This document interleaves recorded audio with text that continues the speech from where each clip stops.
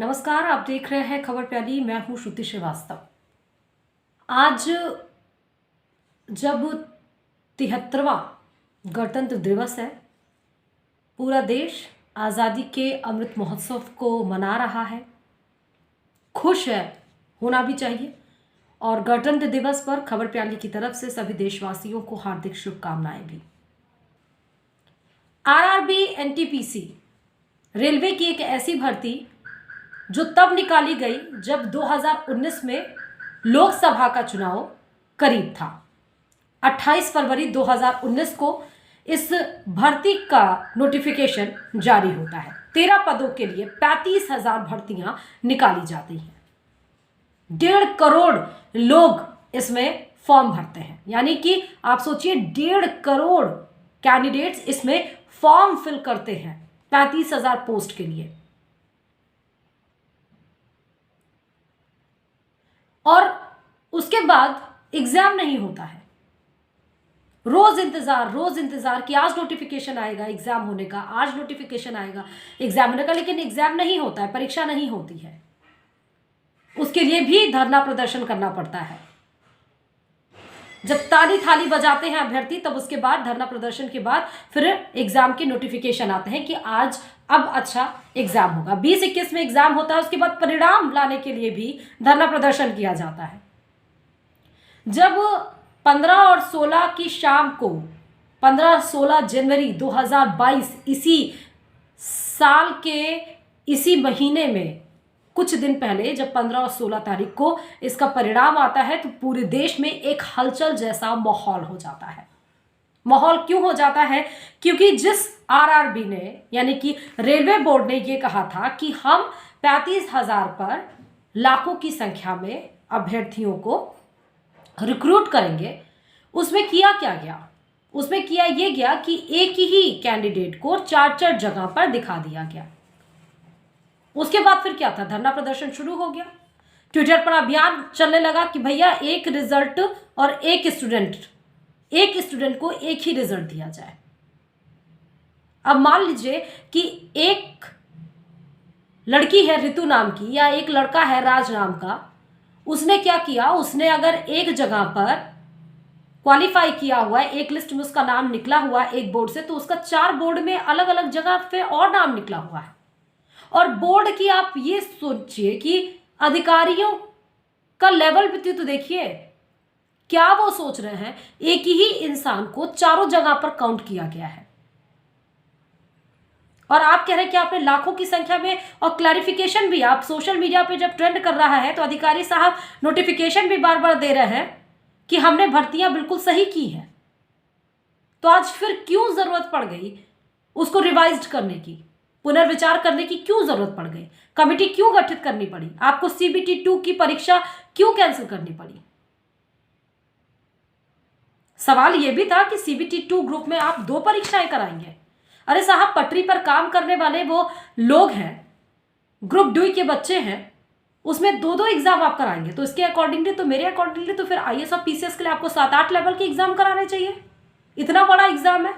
अगर group D के लिए अगर आप 2 लेवल का एग्जाम कराते हैं, तो फिर IAS PCS जैसे बड़े एग्जाम के लिए आपको 7 और 8 चरणों के एग्जाम कराने चाहिए। कहां सो रहे थे अधिकारी? क्यों नहीं जाग रहे थे अधिकारी? क्यों बार बार गलत क्लैरिफिकेशन नोटिफिकेशन दिया जा रहा था? ताकि सोशल मीडिया पे ट्रेंड ना हो, ताकि ये बातें निकल के बाहर ना आए। और उसके बाद उत्तर प्रदेश पुलिस की या बिहार पुलिस की बर्बरता तो देखिए। रात में हॉस्टल के अंदर घुस के अभ्यर्थियों के कमरों के खिड़कियों को अपने राइफल के कोने से ठोक ठोक कर तोड़ा गया है। अभ्यर्थियों को घसीट घसीट के निकाला गया है, उनके ऊपर जुल्म किए गए हैं, उनको मारा पीटा गया है और उसके बाद से उनको धमकियां दी गई हैं। यह है आपकी उत्तम प्रदेश। मुझे बताने की कोई कोशिश करे, मतलब कोई आपसे सवाल ना पूछे, कोई आपसे कुछ बोले मत, आप जो मन में आए आपके आप वो करेंगे। आपसे कोई कुछ पूछ नहीं सकता है, आपसे कोई कुछ बोल नहीं सकता है।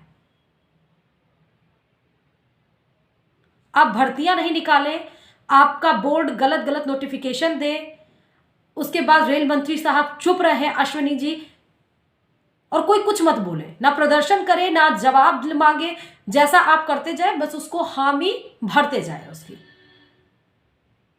हम ही नहीं कह रहे हैं कि जिसने प्रदर्शन को हिंसात्मक करने की कोशिश की आप उसके ऊपर एक्शन मत लीजिए, उसके ऊपर करिए, लेकिन पूरे प्रदर्शन को आप हिंसात्मक बना दीजिए। ये कहां का रवैया है भाई?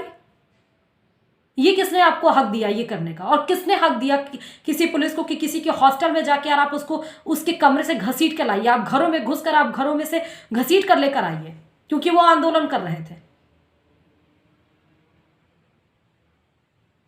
जितनी कर्तव्य निष्ठा से आप लोगों ने ये काम किया है, जो विजुअल सामने आए हमारे निकल के, उतनी कर्तव्य निष्ठा से अगर आप काम कर लें हर साल, तो अपराध तो बहुत दूर की बात है, रोंगटे कांपे अपराधियों के और भ्रष्टाचारियों के, लेकिन वो आप लोगों से नहीं होता है।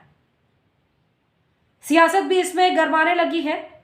बताते चले कि लगातार ट्वीट्स आने लगे हैं अखिलेश यादव के, चंद्रशेखर आजाद, राहुल गांधी, प्रियंका गांधी, कन्हैया कुमार, इन सबके भी ट्वीट्स आ गए हैं। क्या आए हैं वो आपको दिखा देते हैं। राहुल गांधी ने कहा है कि अधिकारों के लिए आवाज उठाने को हर नौजवान स्वतंत्र है, जो भूल गए हैं उन्हें याद दिला दो कि भारत लोकतंत्र है, गणतंत्र था, गणतंत्र है। आम आदमी पार्टी के नेता संजय सिंह ने भी कहा कि गुंडागर्दी चरम पर, आखिर पुलिस को ऐसा आतंक मचाने का अधिकार किसने दिया? ओह, राज तो अभी भी आदित्यनाथ जी का ही है। समाजवादी पार्टी के अध्यक्ष अखिलेश यादव ने कहा, इलाहाबाद में अपने रोजगार के लिए हक की आवाज बुलंद करने वाले बेगुनाह छात्रों पर पुलिस द्वारा हिंसक प्रहार शर्मनाक एवं घोर निंदनीय है। भाजपा सरकार में छात्रों के साथ जो दुर्व्यवहार हुआ वो भाजपा के ऐतिहासिक पतन का कारण बनेगा। सपा संघर्षशील छात्रों के साथ है। प्रियंका गांधी ने भी कहा, गणतंत्र दिवस की पूर्व संध्या पर अपने हक की बात कर रहे छात्र छात्राओं के साथ डबल इंजन सरकार की पुलिस का व्यवहार देखिए। युवाओं के दमन के खिलाफ देश भर में इनकलाब होगा और भाजपा का अहंकार चूर चूर होगा। युवा रोजगार का हक लेकर रहेंगे। कन्हैया कुमार ने कहा, सभी देशवासियों को गणतंत्र दिवस की हार्दिक शुभकामनाएं। गणतंत्र दिवस की पूर्व संध्या पर देश के युवाओं पर दमन शर्मनाक है। सरकार की नीतियों ने युवाओं को बेरोजगारी के कुचक्र में धकेल दिया। जुमले बरसाने वाली सरकार अब लाठियां बरसा रही है। गणतंत्र का ये अपमान नहीं सहेगा हिंदुस्तान। चंद्रशेखर आजाद ने कहा, मोदी योगी जी, जब आप करोड़ों रोजगार देने का वादा किए थे तो आरआरबी एनटीपीसी के अभ्यर्थियों को आप पुलिस से क्यों पिटवा रहे हैं? देश की संपत्ति बेचकर युवाओं की नौकरियां खा रहे हैं। यह आपका राष्ट्र या युवा विरोधी चरित्र है। ये युवा आपको ताबूत में कील ठोकेंगे। साथ ही निराश ना हो, हम आपके साथ हैं। ये तमाम ट्वीट्स हमने आपको बताए जो नेताओं की तरफ से आए हुए हैं। कांग्रेस पार्टी हो, चाहे चंद्रशेखर आजाद हो, चाहे सपा हो, प्रयागराज में जो वारदात पुलिस के द्वारा की गई है वो निंदनीय है। वो अपराध की श्रेणी में आना चाहिए। आप किसी के हक को दबा नहीं सकते अपने ताकत के बल पर। गणतंत्र दिवस की मैंने पहले ही कहा कि जब हम आज़ादी का अमृत महोत्सव मनाने की कोशिश कर रहे हैं, हम आज़ादी के उस पावन पर्व पर जब हम अपने सीना चौड़ा करके बोलते हैं कि हम लोकतांत्रिक देश हैं, उस पर अगर आप अपने लोकतंत्र की आवाज़ को मजबूत करने के लिए अगर आप प्रदर्शन करते हैं, अगर आप उस पर बर्बरतापूर्वक लाठी डंडे चलाएंगे तो आप सोचेंगे कि शांत हो जाए सब, तो वो शांत नहीं हो सकता। आपने एक आवाज़ दे दी, आपने एक और दिशा दे दिया, आपने एक और मजबूती का कारण दे दिया कि जुटकर हम प्रदर्शन करें। और आज उसी का ही परिणाम है कि आज रेलवे बोर्ड को वापस लेना पड़ा अपना डिसीजन। एक तरह से अपनी गलती स्वीकार ली। अगर पुनर्विचार की बात आई तो इसका मतलब वो गलती है। वो झूठ में बरगलाने की कोशिश कर रहे थे। और कहां थे जरा, मुझे जरा बताइए, रेल मंत्री शाह अश्विनी जी, आप कहां थे जब आप ये चाह रहे थे कि प्रदर्शन किया जाए, ये इस तरह से प्रदर्शन किया जाए, अभ्यर्थियों के ऊपर लाठी डंडे बरसे, खून खराबा हो और उसके बाद से आप आए बाहर निकलकर? पहले आप कहां थे? क्यों नहीं निकल के आए जब इतना सोशल मीडिया पे ट्रेंड हो रहा था? रोज हम लोग मुद्दा उठाते थे, लाखों में ट्वीट्स हुए जब आरआरबी एनटीपीसी को लेकर। बोर्ड नाराजगी को क्यों नहीं समझ रहा था इतने दिनों से? हर एग्जाम में ऐसा क्यों होता है कि पहले भर्ती निकले, उसके बाद प्रदर्शन हो, उसके बाद सिलेक्शन ना हो, 3 से 4 साल गुजर जाए, तो क्या आप लोगों ने चुनावी फंडा बना लिया है भर्तियों को? सोशल मीडिया पर भी अभियान के बाद भी गंभीरता नहीं ली गई। सोशल मीडिया पर भी अकाउंट्स को डिलीट करा दिया गया। जब देखा गया 30 से 40 लाख ट्रेंडिंग मुद्दा बन गया पूरे देश में आरआरबी एनटीपीसी, तो अकाउंट्स को डिलीट कर दिया गया। जितना आप विश्वास डिलीट करने व मारने में रखते हैं, अगर उसका सॉल्यूशन निकालने में रखें तो शायद इस तरह के प्रदर्शन कभी हो ही मत। आवाज दबाने के लिए आपने हर वो हथकंडे अपनाए जो आपको अपनाने चाहिए, चाहे वो सही हो चाहे वो गलत हो। गोलियां चलाई जा रही है अभ्यर्थियों के ऊपर। आप वीडियो देखिए, आरआरबी एनटीपीसी में कब रिजल्ट आया, कितने पदों के लिए आया, ये वीडियो अगर आपको देखना है तो खबर प्याली के पुराने वीडियोस में आप जाएंगे, आपको लिंक मिल जाएंगे, इस पे हमने वीडियोस बनाए हुए हैं। मतलब पहले वो पढ़ाई करें, फिर उसके बाद पिटाई खाएं और तब जाके उन्हें जॉब मिलेगी अभ्यर्थियों को। ये आप लोगों ने सिलसिला बना लिया, चाहे राज्य का हो चाहे केंद्र का हो।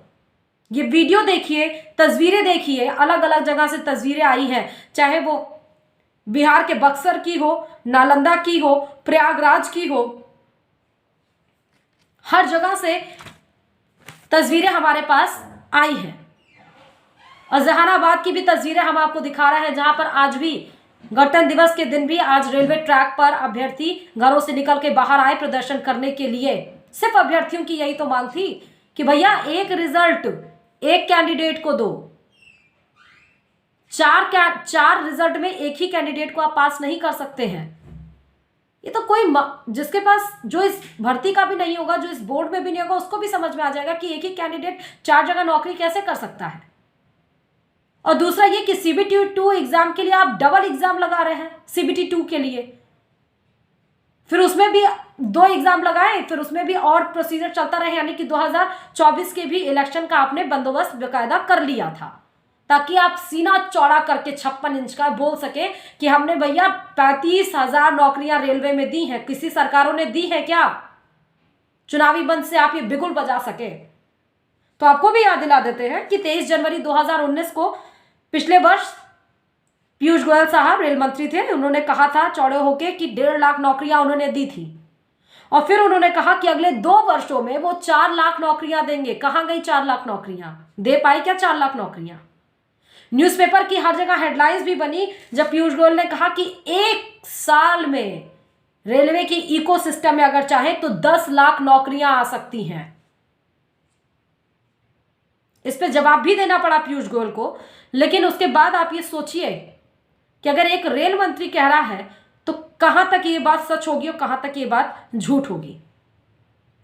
बहुत सारे लोग ये कहते हुए सुनाई देते हैं जब हम ग्राउंड रिपोर्टिंग करते हैं कि सबको नौकरी मिल सकती है क्या। तो ये नौकरियां और ये जो नौजवान जो प्रदर्शन कर रहे हैं, ये नकारे हैं, ये बेकार हैं। इनको अदर एग्जाम के लिए ट्राई करना चाहिए। क्यों भैया, क्यों अदर एग्जाम के लिए ट्राई करना चाहिए? हम ये नहीं कह रहे हैं कि सबको नौकरी दे दीजिए, लेकिन जितनी भर्तियां निकालिए, जितने पोस्ट के लिए निकालिए, 35,000 पोस्ट के लिए, उसमें सही लोगों को तो चयनित करिए। कि उसको भी नहीं करेंगे, उसको भी 5 साल का एजेंडा, चुनावी एजेंडा बना लेंगे आप।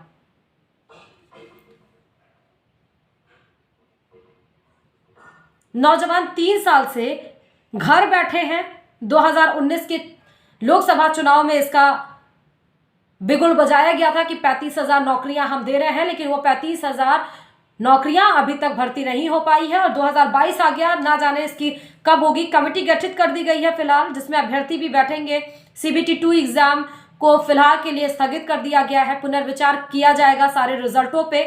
एक संघर्ष का परिणाम निकला, लेकिन ये बिल्कुल भी कहीं से भी इसको जायज नहीं ठहराया जा सकता है जो इलाहाबाद पुलिस ने किया है, कहीं से भी नहीं। और ये सिर्फ आरआरबी एनटीपीसी के साथ ही नहीं, तमाम ऐसे राजधानी लखनऊ में धरना प्रदर्शन हुए हैं। बेरोजगारी का आलम इतना था, हर रोज हम ग्राउंड रिपोर्टिंग करते थे और जहां पर अभ्यर्थियों को इसी प्रकार बर्बरता पूर्वक मारा जाता था। लेकिन ये बिल्कुल हद पार करने वाला काम कर दिया है यूपी पुलिस ने कि हॉस्टल में घुस के आप, घरों से निकाल के आप मारेंगे। तो आपने क्या सोच रखा है कि चुप बैठ जाएंगे अभ्यर्थी, चुप बैठ जाएंगे, वो आवाज नहीं उठाएंगे? उनके पास ताकत है, पढ़े लिखे हैं, वो सोशल मीडिया पे कैंपेनिंग करेंगे और लगातार कर भी रहे हैं। आप इस वीडियो पर कितना प्रमोट इसको कर सकते हैं और इस पर आपकी क्या राय है, हमें कमेंट बॉक्स में जरूर लिखिए और इस वीडियो को जरूर से जरूर प्रमोट करिए, अपनी आवाज को हमारे साथ और मजबूत करिए, क्योंकि हर वक्त हर पल मैं आपके सामने आऊंगी और हर उस मुद्दे पर मौजूदा सरकार से सवाल पूछूंगी जहां गलत हो रहा होगा, क्योंकि सवाल पूछना हमारा हक है और जवाब देना आपका। बहुत बहुत शुक्रिया, धन्यवाद। पसंदीदा चैनल खबर प्याली को लाइक करें, शेयर करें और सब्सक्राइब